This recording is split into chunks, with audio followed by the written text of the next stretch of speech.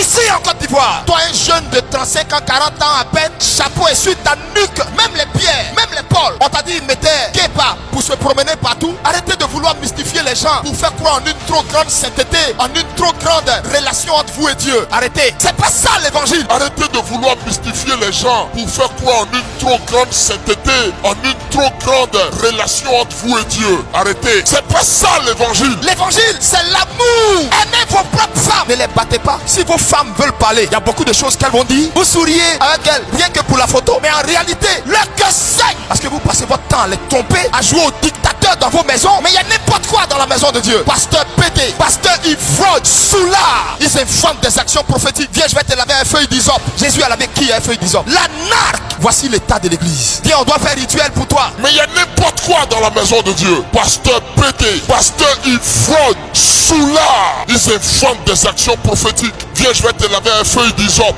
Jésus a lavé qui un feuille d'hysope? L'anarque. Voici l'état de l'église. Comme ministère ça marche pas, ça s'en va au Togo, au Bénin, partout aller prendre des feux étrangers pour venir prophétiser. Professeur, tu es sûr que tu vois plus que Esaïe? Esaïe qui a été capable de décrire comment Jésus allait mourir. Lisez Esaïe 53, lui il a vu Jésus 600 ans en arrière. Toi ta petite prophétie là, c'est fini, on peut plus respirer, elle est devenue pyramidale. Si Dieu t'a utilisé et puis tu as vu, c'est tout, rends-lui la gloire. Je veux dire quoi? Nous les hommes de Dieu, on contribue à cette pourriture qui se passe dans la maison de Dieu. Des soi-disant femmes servantes de Dieu qui respectent même pas leur mari. Elle est impolie, elle aussi elle s'arrête à la chair pour prêcher. Descendante de Jézabel. Va apprendre à respecter ton mari d'abord, puis tu vas venir t'arrêter à la chair ici. Quand tu la vois prêcher, marche on dirait garçon. C'est-à-dire l'onction l'a blaguée, elle se croit garçon. Des soi-disant femmes servantes de Dieu qui respectent même pas leur mari. Elle est impolie, elle aussi elle s'arrête à la chair pour prêcher. Descendante de Jézabel. Va apprendre à respecter ton mari d'abord, puis tu vas venir t'arrêter à la chair ici. Quand tu la vois prêcher, marche on dirait garçon.